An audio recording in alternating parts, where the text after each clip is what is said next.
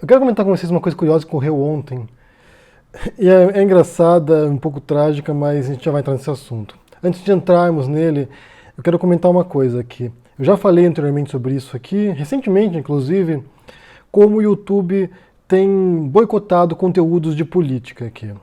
Eles simplesmente mudaram as regras no começo desse mês, agora de julho, e estão muito mais rigorosos. Então tem assuntos aqui que você simplesmente não pode abordar, porque se você mencionar certos nomes, que eu nem vou mencionar aqui, porque senão já vai bloquear esse vídeo também, tem nomes que você não pode mencionar, tem tópicos que você não pode mencionar, tem assuntos que você não pode abordar, porque o YouTube tem sido muito rigoroso.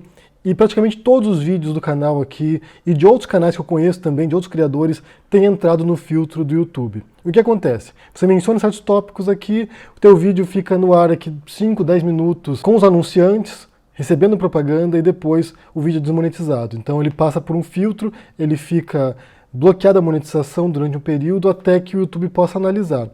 E o tempo para fazer isso varia drasticamente. Eles podem avaliar rapidamente, era como procediam anteriormente, às vezes em 2, 3 horas eles desbloqueavam, mas agora pode demorar 2 dias às vezes. Só para vocês terem uma ideia, o vídeo que eu fiz sobre Danilo Gentili anteontem foi analisado hoje de manhã e liberaram a monetização hoje de manhã. Ou seja, foram 2 dias sem receber um centavo desse vídeo do Danilo Gentili.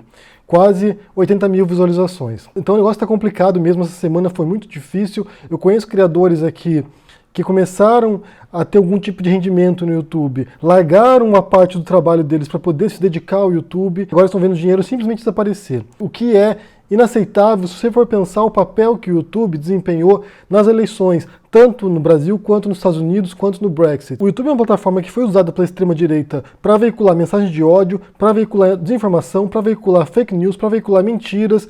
Tem canais de extrema-direita que ficaram ricos.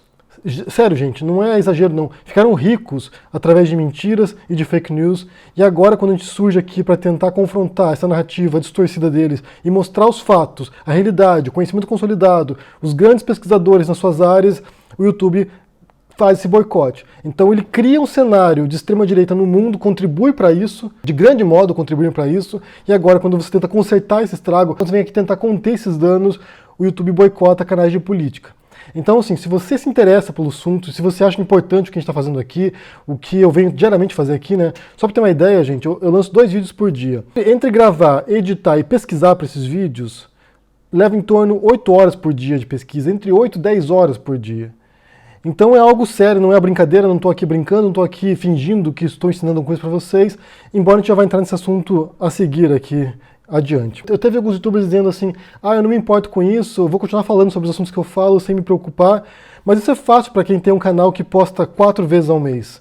Põe 4 vídeos no mês. Eu posto 50 vídeos no mês, gente. Então realmente há uma grande diferença em proporção, em dedicação ao YouTube, em dedicação ao conteúdo que eu produzo aqui, então não dá para comparar. Então se você quer contribuir para manter o canal funcionando, quer contribuir para manter as coisas rolando aqui, né? Se você tiver disponibilidade e possibilidade, contribua para o Apoia-se ou torne-se membro do canal. Porque se a gente conseguir criar uma base de membros ou apoiadores constantes aqui, é possível que a gente nem tenha que se preocupar mais com isso no futuro. Seria o ideal, na verdade, não ter que se preocupar com o conteúdo de anunciantes no YouTube. Então aqui na descrição vão estar os links tanto para se tornar membro do canal, quanto para poder apoiar também no Apoia-se. É muito importante essa ajuda porque realmente o YouTube, por eles acabariam o conteúdo de política no YouTube. Já ficou claro isso. Então vamos entrar no assunto de hoje, né, que é engraçado, como eu disse. Ontem alguém publicou no Twitter, me marcou lá, dizendo que toda quinta-feira ela recebe um vídeo meu dizendo que eu não gosto de política, que eu não entendo de política. E eu perguntei pra ela, né, onde você viu isso? Tipo, de onde surgiu esse vídeo, né? Porque eu não me lembro, né? Já fiz aqui, sei lá quantos vídeos, deixa eu ver quantos vídeos que eu já fiz aqui. Eu já fiz 1101 vídeos pro canal, então assim, já falei muita coisa por aqui, né? Então provavelmente em algum vídeo eu devo ter dito certas coisas e que eu não me lembre mais. E daí ela me respondeu e eu fui procurar aqui alguns vídeos antigos no qual eu falo algumas coisas e encontrei esse vídeo que é de uma série que eu fiz de 2 vídeos, 50 fatos sobre mim. Então eu falo sobre curiosidades sobre mim, sobre coisas que eu já fiz, que eu deixei de fazer, que eu gosto, que eu não gosto. E na segunda parte eu falo isso, vou pôr pra vocês assistirem aqui. Eu não entendo de política, não é um assunto que me interessa. E por outro lado, eu acho que muita gente que acha que entende, não entende também, fala muita merda. Então é um assunto que não me interessa. Quando eu vejo muita discussão de política, como está acontecendo recentemente agora no Brasil, com a divisão entre Lula, entre os petralhas, entre os bolsomitos, sinceramente eu não me intrometo porque eu não entendo e eu não quero entender. Esse vídeo é de 4 de julho de 2016. O canal tinha menos de um ano, eu criei o canal em 2015. Vocês sabem, vocês que acompanham desde o começo do canal aqui, vocês sabem que a intenção do canal no começo jamais foi de falar de política. O que eu falava na época era de literatura, de escrita, de teoria literária e de cultura. Às vezes eu abordava um tema ou outro aleatório, mas eu não falava de política. E de fato, gente, pra mim, eu vou ser bem sincero, eu adoraria estar aqui falando de livros que eu gosto, de coisas que me agradam, de coisas que me deixam felizes. Mas o que aconteceu em 2016, inclusive, nessa mesma época, em 4 de julho, por volta desse período, o que aconteceu? Eu morava no Reino Unido, morava na Inglaterra, em Manchester, e nesse período aí, um pouquinho antes de gravar esse vídeo, tinha ocorrido o Brexit, um referendo para a saída do Reino Unido da União Europeia. E os britânicos votaram para sair da União Europeia, né, para se desvincular desse bloco europeu. Essa decisão, em 2016, foi o primeiro momento no qual muita gente começou a perceber que algo estava errado no mundo, que alguma coisa não estava muito bem. E foi por causa dessa decisão, por causa desse referendo, que eu fui embora do Reino Unido. Porque depois dessa decisão, desse referendo, que foi permeado por um discurso, uma retórica anti-imigrante, em grande medida, o Brexit, a retórica era anti-islâmica, anti-imigrante, xenófoba, no geral. Depois do referendo, nós nos sentimos muito indesejados no Reino Unido. Embora as pessoas que te conhecessem, os britânicos que te conhecessem, nos dissessem, não, vocês são bem-vindos aqui, isso não representa a gente, mas você sentia isso na rua, você sentia que mudou o clima, não era a mesma coisa. Não era o mesmo país para o qual nós tínhamos nos mudado. Eu me senti mal no Reino Unido depois daquilo, porque eu vi que eu lá, imigrante, não era bem-vindo mais. Que eles não queriam pessoas como eu lá. Então a gente foi embora do Reino Unido por causa disso, a gente foi embora por causa do Brexit. E nesse mesmo ano, 2016, também teve as eleições dos Estados Unidos que elegeram Trump. E a mesma retórica, uma retórica xenófoba, anti-imigrante, anti-mexicanos, uma retórica anti-islâmica também, uma retórica machista, uma retórica racista. Ou seja, você viu elementos que foram se combinando e que você percebia que tinha uma coisa errada no ar. Ninguém esperava que o Brexit fosse acontecer, ninguém imaginava que o Trump fosse ganhar as eleições. E isso aí deixou o mundo sem saber o que estava acontecendo. E depois, de 2017, começa a campanha do Bolsonaro no Brasil. E toda a retórica também vem junto, essa retórica antifeminista, uma retórica anti-imigrante, uma retórica anti-islâmica no Brasil, que não fazia sentido nenhum, uma retórica anticomunista, uma retórica que vinha puxando elementos também que você já tinha observado nesses outros dois movimentos. Em 2017 eu comecei a perceber a ascensão do Bolsonaro e eu fiz um vídeo sobre ele, que não era um vídeo sobre política, na verdade, não era um vídeo para abordar a questão política, era um vídeo sobre questões humanas, porque você tinha lá um candidato que dizia atrocidades, barbaridades, que eu nem vou repetir, porque senão, como eu disse no começo, já bloqueei o vídeo aqui, dizia atrocidades que vocês sabem quais são, porque eu já repeti infinitas vezes aqui, dizia atrocidades, eu fiz um vídeo falando, gente, é incompreensível que as pessoas ouçam isso que ele diz, ouçam essas frases que ele diz, e não se escandalizem, não se horrorizem. Como vocês sabem, o Bolsonaro ganhou também as eleições. Então, desse momento em diante, em 2016 em diante, na medida que começaram a surgir esses movimentos de extrema-direita pelo mundo, eu, que não gostava de política e que achava que não entendia muito de política, comecei a pesquisar o que estava acontecendo. Comecei a me interessar pelo assunto e pesquisar o que estava acontecendo. E um dia, minha esposa me disse o seguinte, a gente tinha um canal de viagem, de imigração, então a gente mostrava a rotina no Reino Unido, depois a gente caiu na estrada, ficou viajando na Europa durante 2 anos, e tinha um canal de nômades também, um canal de uma família que viajava no motorhome, e minha esposa disse pra mim, não, você tem que assistir esse canal aqui, porque ela disse uma coisa aqui, a mãe das crianças disse uma coisa aqui que eu achei absurda. E essa mãe disse, num dos vídeos lá, que ela educava os filhos assistindo o Nando Moura. Porque eles estudavam no motorhome, eles faziam homeschooling, eles faziam educação doméstica. Então ela ensinava os filhos vendo vídeos do Nando Moura. E eu não conhecia o Nando Moura, eu não sabia quem que era. E eu fui ver os vídeos dele para saber do que se tratava. E eu fiquei horrorizado. Porque era alguém que, em todos os vídeos que eu havia dele, ele propagava teorias conspiratórias, mentiras, desinformação, absurdos. Era alguém que não tinha nenhum conteúdo que prestasse no final. Como é que como é que uma mãe tinha coragem de ensinar o seu filho com o vídeo do Nando Moura? Não fazia sentido para mim. E o Nando Moura, né, o que ele dizia, me levou a outras referências da extrema-direita brasileira e comecei a observar os padrões também. Padrões que tinham ocorrido semelhantes no Reino Unido e nos Estados Unidos.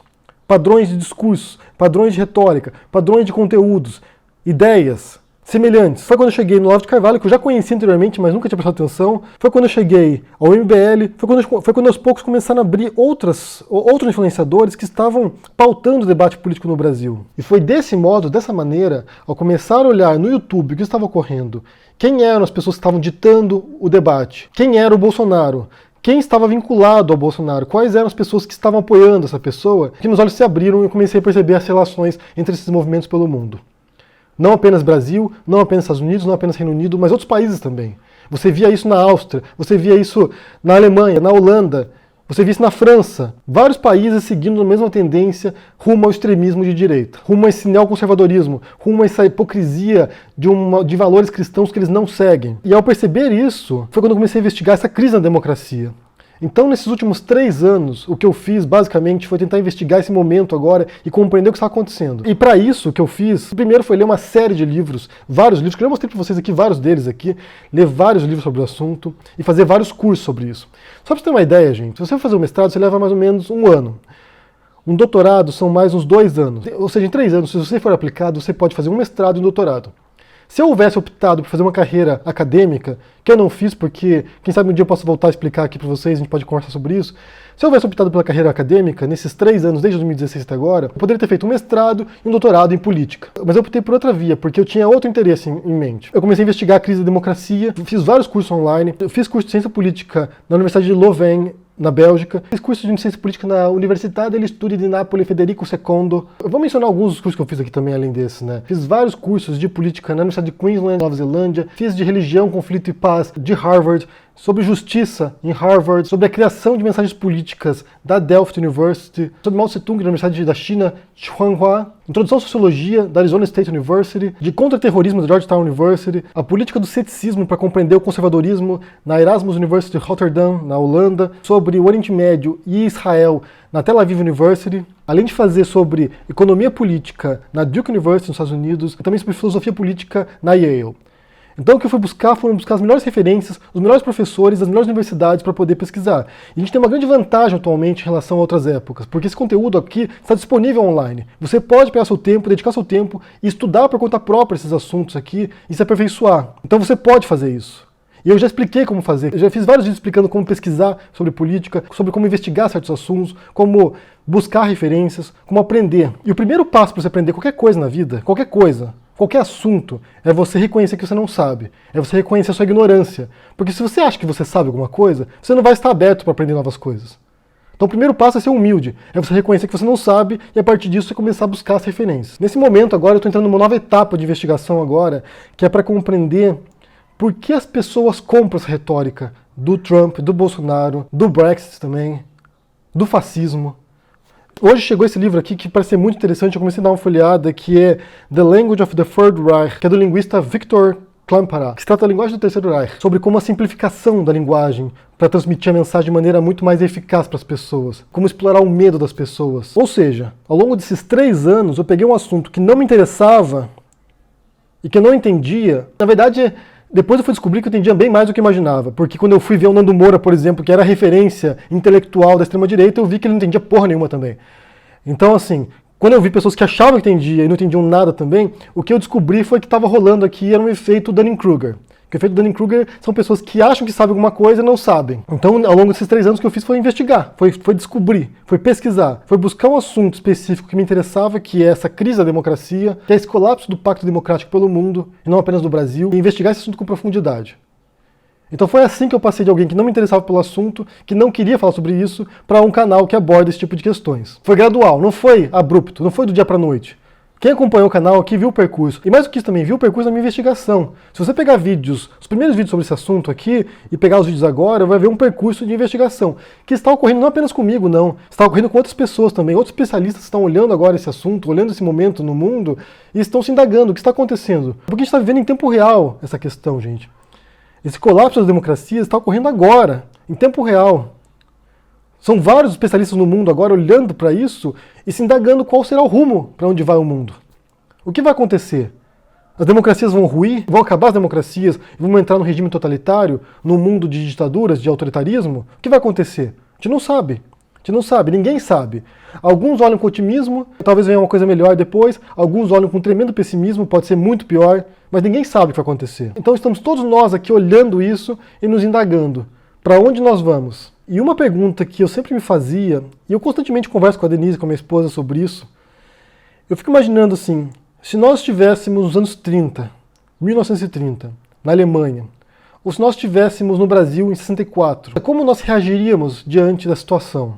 Nós seríamos alguém que apoiaria a ascensão do autoritarismo? Ou seria alguém que questionaria isso? Seria alguém que enfrentaria isso? Qual seria a postura? Eu sempre me indaguei isso, porque a gente viveu numa época no Brasil muito cômoda. Entre a redemocratização e até 2013, 2014, foi muito cômodo, porque você não tinha que se indagar essas questões. Parecia sólida a democracia, parecia que estava funcionando, com seus altos e baixos, com corrupção, com escândalos, parecia que estava funcionando, parecia que tinha um rumo promissor. Em algum momento a gente chegaria a algum ponto melhor. E não foi assim que aconteceu. Então a gente não tinha que se indagar essa questão, a gente não tinha que responder na prática essa questão. Como eu procederia se houvesse a ascensão de um discurso autoritário e repressivo? Como nós reagiríamos? E hoje eu sei a resposta. Hoje eu sei como eu me posicionaria. Talvez não em 1930, porque não tinha um precedente histórico naquela época, né? Em 1930 você não tinha, no passado próximo, algo muito medonho, né? Algo muito assustador para você ter como referência. Hoje a gente tem. A gente pode olhar para a Alemanha daquela época e nos assustar. Naquela época eles não tinham esse referencial. Em 64 a gente tinha já. Então hoje eu posso responder essa pergunta. Como eu me posicionaria diante do autoritarismo? Eu sei responder isso. E me orgulho disso também. Porque muita gente foi na onda. Muita gente comprou essa retórica divisiva, essa retórica intolerante do Bolsonaro. Agora estão arrependidos alguns deles. Agora alguns querem voltar atrás. Agora alguns, acho que eu votei errado. Mas muitos ainda estão embarcando nesse bonde. Muitos não se deram conta da gravidade da situação. Então, de fato, o que houve foi um percurso. Foi um percurso de alguém que não queria falar de política, que não se interessava pelo assunto, a alguém que foi arrastado por esse turbilhão, pelas condições desse mundo, para falar sobre isso. E aqui tem que saber distinguir entre o que a gente quer fazer e aquilo que a gente deve fazer. Porque eu penso aqui, olha, eu sou imigrante, estou em um país no qual eu não nasci. Se por acaso aqui, na Espanha, assume um governo autoritário, repressivo, xenófobo, anti-imigrante, sobra para mim também. Então essa luta não é uma luta apenas pelos brasileiros, que eu me preocupo também, que eu tenho muita gente aí que conhece no Brasil, muita gente com a qual eu me preocupo, muitas pessoas que escrevem para mim relatando sua experiência e com as quais eu me preocupo também, mas também me preocupo comigo próprio, porque a gente conhece a história. A gente sabe que a história não se repete, mas ela tem padrões. Há elementos que você pode olhar no passado e identificar certos padrões e falar assim, putz, olha aqui, olha, de novo acontecendo. Muito parecido. Então foi um percurso, e um percurso que nos trouxe até aqui, e que vai nos levar mais adiante também. Porque esse assunto aqui não vai morrer. Ele continua. Eu imagino que esse percurso meu é parecido com o de muita gente que não se interessava por política, que não debatia esse assunto, e que de repente se viu diante de um governo completamente bizarro e que viola direitos dessas próprias pessoas. Porque é um governo homofóbico, é um governo racista, é um governo intolerante, machista. Então você tem mulheres, por exemplo, que nunca se indagaram sobre questões políticas, que agora estão envolvidas até o pescoço porque é uma luta pela sobrevivência delas. É uma luta por valores, uma luta por direitos. E é basicamente uma luta pelo direito de não ser perseguido se você pensar diferente. E o mais legal de ver esse vídeo meu aqui de 3 anos atrás é perceber como as coisas mudam, como a gente se transforma, como a gente está em crescimento. Eu adoraria ter algum vídeo meu quando eu tinha 18 anos e ouvir as coisas que eu dizia naquela época. Quão diferente eu era do que eu sou hoje. Eu adoraria poder ver um vídeo de 25 anos meu, saber o que eu pensava naquele período e como eu mudei também. Porque nesses últimos anos, gente, né, desde que fui embora do Brasil, eu fiz tantas coisas. Minha vida mudou tanto, tão drasticamente, de ano para ano. De 2016, por exemplo, para agora, eu passei 2 anos na estrada, viajando por uma dezena de países. Então foi uma guinada radical na minha vida. E que também abriu meus olhos para muitas coisas. Que me fez ver muitas coisas em países aqui da Europa que eu nunca tinha estado e ver uma outra realidade. Mas se a gente tiver que extrair alguma coisa desse vídeo aqui, de hoje, primeiro, você só pode aprender uma coisa nova se você reconhecer que você não sabe. Porque se você não reconhecer isso, não terá humildade para se pôr na posição de aprendiz e de pegar um livro e ler e descobrir coisas novas. De fazer um curso, mesmo de curso de assuntos que você entende. Se vocês vissem a lista de cursos que eu faço sobre filosofia aqui, gente, é um assunto que eu estudei na faculdade, depois, estou há 21 anos estudando filosofia e mesmo assim estou aprendendo coisas novas. Então, se você não tiver essa humildade de reconhecer que você não sabe tudo, que está sempre aprendendo, você não vai aprender coisas novas. E o segundo ponto é que nem sempre a gente faz aquilo que a gente quer. Às vezes a gente faz aquilo que a gente deve fazer. E agora, hoje, o que a gente deve fazer é consertar esse estrago. tentar minimizar os danos, tentar despoluir o debate político, tentar trazer um pouco de sanidade para o debate, porque realmente ele está contaminado. E isso tende a piorar, na verdade. Apesar do nosso esforço, a gente vai tentar realmente apagar incêndios aqui, porque a tendência é piorar. Eu quero saber o que vocês pensam sobre essas questões aqui que eu apresentei para vocês. Aqui são vários assuntos, vários tópicos que surgiram. Eu quero saber o que vocês pensam sobre isso. E uma pergunta que eu quero fazer para vocês aqui tem a ver com a questão que eu disse aqui no meio. Aqui. Se você estivesse nos anos 30 na Alemanha ou em 64 no Brasil, de que lado você estaria? Do lado do autoritarismo, da repressão ou do lado da oposição? De quem luta por direitos básicos dos seres humanos? Então é isso, gente. Deixa seu comentário aqui embaixo, deixa o joinha, assine o canal, ajude no apoio, torne-se membro do canal. É muito importante sua ajuda. Realmente é muito importante sua ajuda, porque o YouTube não quer esse tipo de conteúdo mais aqui. Então são vocês que vão manter esse conteúdo de agora em diante. Um grande abraço a todo mundo e até mais. Tchau!